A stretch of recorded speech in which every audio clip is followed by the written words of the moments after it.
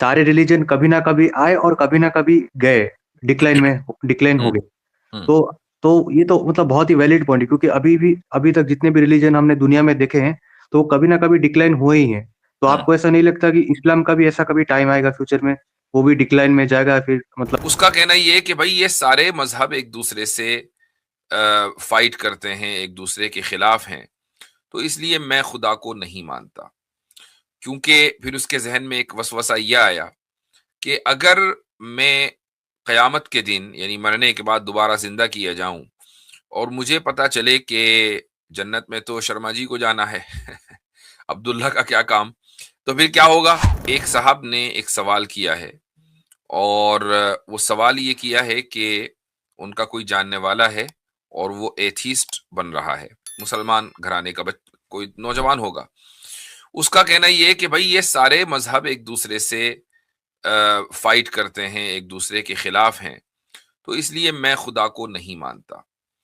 क्योंकि फिर उसके जहन में एक वसवसा यह आया कि अगर मैं कयामत के दिन यानी मरने के बाद दोबारा जिंदा किया जाऊं और मुझे पता चले कि जन्नत में तो शर्मा जी को जाना है अब्दुल्ला का क्या काम, तो फिर क्या होगा?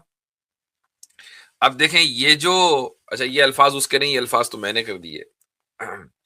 देखें, ये शैतानी वसाविस होते हैं, यानी शैतान कोशिश करता है कि किसी न किसी तरीके से आम लोगों के या खुसूसन वो लोग के जल्दी जो शैतानी ट्रैप में और वसवसों में आ जाते हैं, उनके जहन में कोई इस तरह का कीड़ा पैदा कर दे कि वो परेशान हो जाएं कि उसको अब इसको हल कैसे करना है। ये वसवसा इसलिए आता है कि एक इंसान ने कभी भी मजहबों को और मुख्तलिफ जो अदियान इस इंसानियत ने अलग अलग अदवार में इख्तियार किए हैं, उनकी तारीख का कभी उसने मुताला नहीं किया, उसने कभी भी इनकी हिस्ट्री को नहीं पढ़ा। यानी ना तो वो क्रिश्चियनिटी से वाकिफ है, ना वो जुडिज्म से वाकिफ है, ना वो हिंदुइज्म से वाकिफ है, ना जैनिज्म से वाकिफ है, ना सिखिज्म से वाकिफ है, और इस्लाम का तो उसको कुछ पता ही नहीं सिवाय इसके कि वो एक मुस्लिम घराने में पैदा हो गया। और शैतान ने उसके जहन में ये डाल दिया कि भाई अगर मरने के बाद जिंदा हुए और पता चला कि हिंदुइज्म ही ठीक है, फिर क्या होगा? अब देखें, यही सवाल की बुनियाद है, हिंदुइज्म ही का लफ्ज उस सवाल में लिखा हुआ है।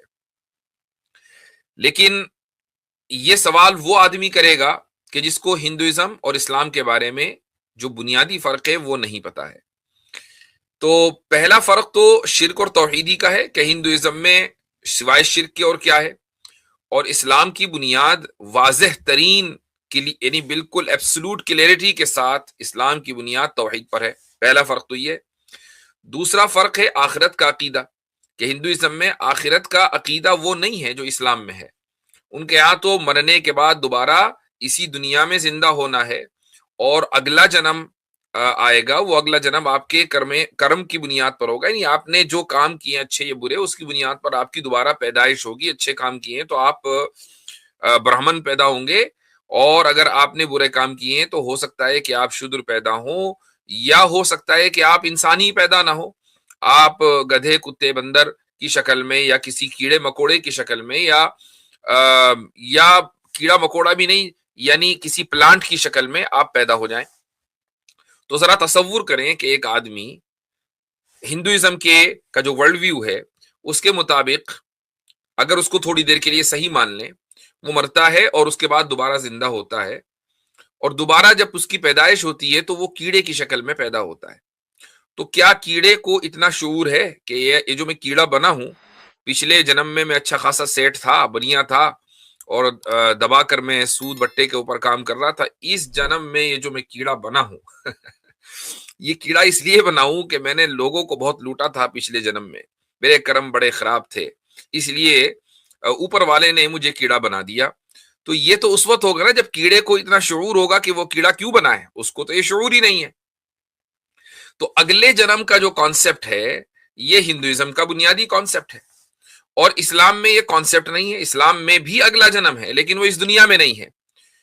इस्लाम में अगला जन्म आखिरत में है, यानी मरने के बाद दोबारा अल्लाह ताला जिंदा करेगा, और वो जिंदा इसलिए करेगा ताकि जो इंसान इस जिंदगी में मान कर गया है और काम करके गया, यानी मानना भी और काम करना भी, उसका अकीदा क्या और उसका अमल क्या है, عقیدے اور عمل کی بنیاد پر اللہ تعالیٰ یہ فیصلہ کرے کہ کس نے انصاف کے ساتھ زندگی گزاری ہے اور کس نے ظلم کے ساتھ زندگی گزاری ہے، اور اس کے بعد پھر اللہ تعالیٰ یہ فیصلہ کرے گا کہ کس کو جنت میں جانا ہے، کس کو جہنم میں جانا ہے۔ کوئی انسان کیڑا نہیں بنے گا، کوئی انسان گدھا بندر نہیں بنے گا۔ انسان اگر مرا ہے تو انسان ہی اٹھے گا اور اس کو یہ یاد دلایا جائے گا، بلکہ اس کو یاد رہے گا کہ میں اپنی زندگی کیسے گزار کر آیا ہوں۔ تو ذرا تصور کریں کہ جب دونوں ورلڈ ویوز میں اتنا بڑا فرق ہے، زمین آسمان کا فرق ہے، تو کوئی آدمی یہ کیسے سوچ سکتا ہے کہ یار میں مرنے کے بعد اگر مجھے پتا چلا کہ اسلام غلط ہے اور ہندوازم صحیح ہے، پتا یہ کمپیریزن غلط ہے نا، کیونکہ مرنے کے بعد اکارڈنگ ٹو ہندو ریلیجن آپ کو پتا چل ہی نہیں سکتا اگر آپ کیڑے مکوڑے بن گئے کہ ہندوازم صحیح ہے یا غلط ہے، چونکہ کیڑے مکوڑے کے اندر وہ شعور نہیں ہوتا، جانور کے اندر وہ شعور نہیں ہوتا۔ تو دیکھیں شیطان نے ایک وسوسہ ڈالا، اور یہ وسوسہ کیوں آیا ہے؟ جہالت کی بنیاد پر آیا ہے، چونکہ آپ کو یا وسوسہ جس کے ذہن میں ڈالا ہے اس کو نہ ہندوازم کا پتا ہے نہ اس کو اسلام کا پتا ہے۔ تو یہ چیز، اور اس موضوع پر میں نے کئی مرتبہ گفتگو بھی کی ہے کہ اگر واقعی کسی آدمی کو یہ لگتا ہے تو وہ دیکھے ہر مذہب میں کہ بنیادی جو چیزیں ہیں وہ کتنے کلیئرٹی کے ساتھ ہیں۔ اگر وہ کلیئرٹی کے ساتھ ہیں، مثلا عیسائیت ہی کو لے لیں کہ عیسائیت میں جو ان کی جو بنیادی تعلیمات ہے وہ ٹرینٹی کے اوپر ہے، یعنی ان کی توحید تثلیث میں ہے۔ اگر وہ تثلیث والے خدا کو نہیں مانیں گے تو وہ عیسائی نہیں ہیں، ان کے یہاں توحید کا کانسیپٹ ہی تثلیث کے ساتھ چلتا ہے۔ اچھا، آپ اگر کسی عیسائی سے پوچھیں کہ بھئی تثلیث کی تعلیم سب سے پہلے نہایت واضح انداز سے کس نے دی تھی، حالانکہ یہ ایک فیکٹ ہے اور اس کو عیسائی اسکالر مانتے ہیں کہ حضرت عیسیٰ علیہ الصلاۃ والسلام کے ریزرکشن کے تقریباً 250-300 سال کے بعد جو اسمبلی آف نائسیا ہوئی، اس میں یہ طے ہوا تھا کہ عیسائیت کی بنیاد تثلیث ہوگی۔ لیکن چلو تھوڑی دیر کے لیے ہم مان لیں کہ حضرت عیسیٰ علیہ الصلاۃ والسلام کی تعلیم میں ہی تثلیث ملتی ہے for the sake of argument. اگر ہم یہ مان لیں تو حضرت عیسیٰ سے پہلے حضرت موسیٰ نے، حضرت ابراہیم نے، حضرت یوسف نے، حضرت یعقوب نے اور حضرت نوح نے، حضرت آدم نے، کیا ان حضرات نے، حضرت لوط نے، کیا ان انبیاء علیہم الصلاۃ والسلام نے بھی تثلیث کی تعلیم دی ہے؟ اگر دی ہے تو عیسائی ثابت کریں کہ کہاں دی ہے۔ تو وہ خود یہ مانتے ہیں کہ حضرت عیسیٰ علیہ الصلاۃ والسلام نے تثلیث کی تعلیم دی، تو گویا کہ انسانیت کو حقیقی توحید، جو کہ ان کے مطابق حقیقی توحید ہے، اس کا پتہ ہی 2000 سال پہلے چلا ہے جب حضرت عیسیٰ علیہ الصلاۃ والسلام اس دنیا میں تشریف لائے۔ حضرت عیسیٰ علیہ الصلاۃ والسلام سے پہلے دنیا کو پتہ ہی نہیں تھا کہ توحید کیا ہے، جبکہ ہزاروں سال حضرت عیسیٰ علیہ الصلاۃ والسلام سے پہلے گزر چکے ہیں۔ تو یہ تو خدا کے اوپر اعتراض ہوگا نا کہ خدا نے انسانیت کو اس دنیا میں بھیجا اور یہ نہیں بتایا، اپنا تعارف نہیں کرایا کہ ایک ہونے کا کیا مطلب ہے، ایک ہونے کا مطلب 3 ہونا ہے، اور 3 ہونے کا مطلب ایک ہونا ہے، یا ایک ہونے کا مطلب ایک ہی ہونا ہے، یہ نہیں بتایا۔ تو دیکھیے کتنا بڑا فلا ہے عیسائیت میں۔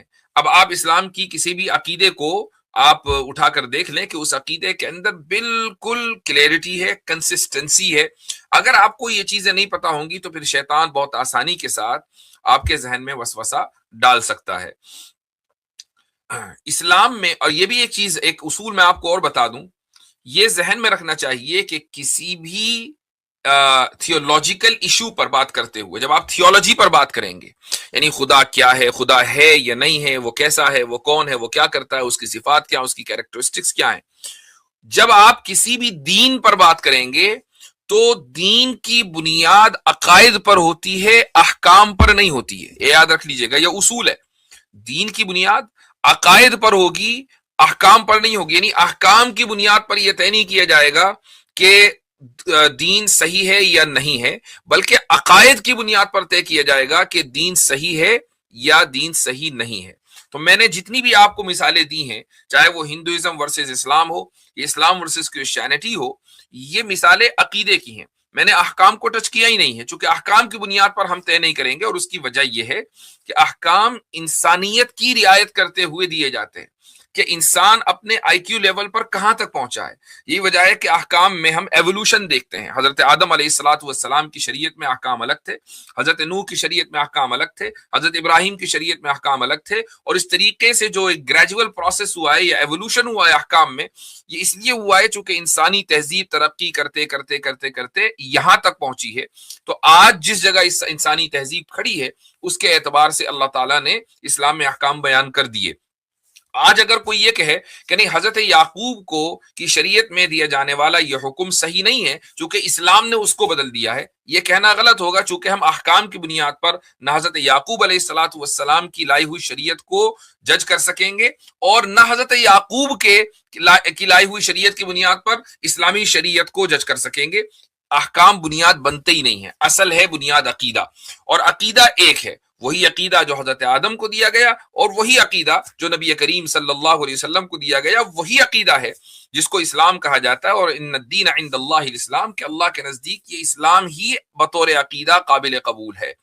تو ہماری اسٹریمز میں اگر کچھ لوگ آئیں اور آ کر اسلام پر اعتراض کریں کہ جی آپ کے یہاں فلاں حکم ہے, آپ کے یہاں قصاص ہے, آپ کے یہاں جزیہ ہے, آپ کے یہاں یہ سب احکام ہے, گفتگو بنیادی طور پر عقیدے پر ہونی چاہیے. احکام انسانی تہذیب کو ریفلیکٹ کرتے ہیں اور انسانی عقل کو ریفلیکٹ کرتے ہیں, ان کے لیے آتے ہیں. اور عقیدہ کنسسٹنسی کے ساتھ رہتا ہے. انسان چاہے جیسا بھی ہو, وہ جنگل میں رہے گا تب بھی اس کو وہی عقیدہ اختیار کرنا ہے, وہ ایک اربن سویلائزیشن میں رہے گا تب بھی اس کو وہی عقیدہ اختیار کرنا ہے, وہ ایسٹ میں رہے کہ ویسٹ میں, وہ مارس میں رہے کہ اس گلوب میں, عقیدہ ایک ہی رہے گا لیکن احکام بدلتے رہیں گے. اس لیے اعتراض یا گفتگو یا ڈائیلاگ جب بھی ہو وہ عقیدے کی بنیاد پر ہو, نہ کہ احکام کی بنیاد پر. تو یہ جی مفتی صاحب کیسے ہیں؟ الحمدللہ, آپ سنائیں کیا حال چال ہے؟ جی سب ٹھیک ہو. ویسے یہ جو ڈیبیٹ ابھی ہوا تھا جو مفتی سمائل کے اور جاوید کے ساتھ, تو اس میں سے ایک میرے کو اسٹرانگ پوائنٹ لگا جو جاوید اختر صاحب نے بولا اور انہوں نے اس کا جواب نہیں دیا, تو وہی پوچھنا تھا. اچھا, تو انہوں نے ایک پوائنٹ یہ بولا تھا کہ جیسے سارے ریلیجن کبھی نہ کبھی آئے اور کبھی نہ کبھی گئے, ڈکلائن ہو گئے. تو یہ تو مطلب بہت ہی ویلڈ پوائنٹ ہے, کیونکہ ابھی تک جتنے بھی ریلیجن ہم نے دنیا میں دیکھے ہیں تو کبھی نہ کبھی ڈکلائن ہوئے ہی ہیں. تو آپ کو ایسا نہیں لگتا کہ اسلام کا بھی ایسا کبھی ٹائم آئے گا فیوچر میں, وہ بھی ڈکلائن میں جائے گا, پھر مطلب ختم ہوگا؟ کسی بھی ریلیجن کا ڈکلینشن اس وقت ہوا ہے جب وہ ریلیجن اپنی اصل سے ہٹ گیا. جیسے ہی وہ اپنی اصل سے ہٹا اس کا ڈکلائن شروع ہو گیا. ہمارا جو ورلڈ ویو ہے اور جو ہمارا دعویٰ ہے وہ یہ ہے کہ ان الدین عند اللہ الاسلام, کہ دین تو اللہ کے نزدیک اسلام ہی ہے. پہلے دن سے حضرت آدم سے دین یہی چلا آ رہا ہے. تو جب نبی آتے ہیں, پروفٹ آتے ہیں اور اللہ کا پیغام لے کر آتے ہیں تو لوگ مضبوط ہوتے ہیں. اس کے بعد نبی کی وفات ہو گئی اور ایک جنریشن, 2 جنریشن, 10 جنریشن آئیں اور انہوں نے اس اوریجنل پیغام کو تبدیل کر دیا, اور مثلا آئیڈل ورشپنگ شروع ہو گئی, اور کیا کیا شروع ہو گیا, شیطان کی پوجا شروع ہو گئی, یہ سب ہو گیا. تو اور کام وہ نام اپنا اور کام اپنا انہوں نے وہی باقی رکھا, یعنی اپنا نام وہی. مثلا حضرت موسیٰ علیہ الصلاۃ والسلام کے بعد بھی بہت سے انبیاء آئے لیکن بنو اسرائیل اپنی روش سے ہٹ گئے. حضرت عیسیٰ علیہ الصلاۃ والسلام کے 300 سال کے بعد جو ٹرینیٹی کا جو کانسیپٹ ہے وہ عیسائیت کے اندر داخل ہو گیا. تو مذہب جیسے ہی دین اپنی اصل سے ہٹا اس کا ڈکلینشن شروع ہوا. تو اسلام الحمدللہ اپنی اصل پر باقی ہے, اس میں کوئی تبدیلی نہیں ہے.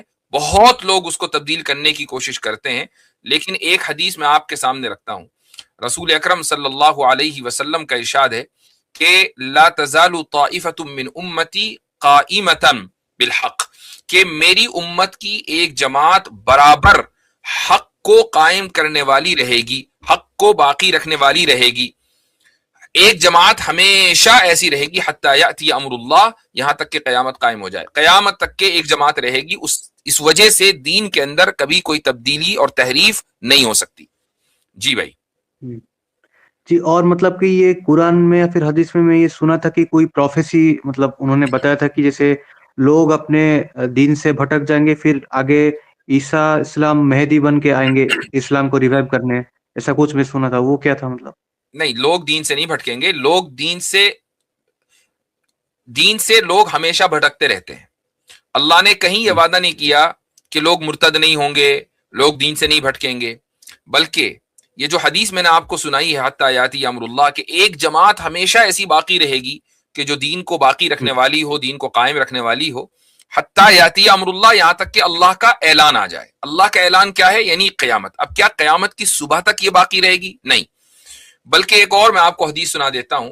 وہ حدیث یہ ہے کہ صحیح مسلم کی روایت ہے کہ قیامت سے پہلے، اور بہت سے محدثین نے اس کا وقت متعین کیا ہے کہ تقریباً 100 سال پہلے ایک ہوا چلے گی یمن سے. یمن سے مراد صرف ملک یمن نہیں ہے بلکہ صدرن ایٹماسفیئر ہے. وہاں سے ہوا چلے گی جو ہر مومن کی جان لے لے گی، یعنی مومن زندہ نہیں رہے گا، سارے مومنین مر جائیں گے. اچھا، اس کے بعد کون باقی رہے گا؟ صرف اور صرف کافر باقی رہیں گے جو اللہ کو نہیں مانتے. یعنی ایسا نہیں کہ عیسائی باقی رہیں گے، یہودی باقی رہیں گے، نہیں، جو ایتھیسٹ ہوں گے وہ باقی رہیں گے، جو خدا کا انکار کرنے والے ہوں گے، اور قیامت انہی کے اوپر قائم ہوگی. تو یہ جو ایک جماعت ہے جو دین پر باقی رہے گی، یہ بھی قیامت سے 100 سال پہلے ختم ہو جائے گی. حضرت عیسیٰ تو اس سے پہلے آ چکے ہوں گے، حضرت مہدی ان سے پہلے آ چکے ہوں گے. اچھا، تو مہدی کا آنے کا اصلی پرپوز کیا ہے؟ مطلب اسلام میں ایک اور ایک کانسیپٹ ہے جو ایک حدیث اس کانسیپٹ کو اسٹیبلش کرتی ہے. وہ حدیث ہے کہ اللہ تعالیٰ ہر 100 سال میں ایک ایسے شخص کو یا ایک ایسی جماعت کو بھیجتا ہے کہ جو دین کو ریوائیو کرتی ہے. من یجدد لہا امر دینہا، یہ حدیث کے الفاظ ہیں، جو دین کو ریوائیو کرتی ہے. یعنی بہت سی باتیں دین کی لوگ بھلا دیتے ہیں، اس کے اوپر عمل نہیں کرتے.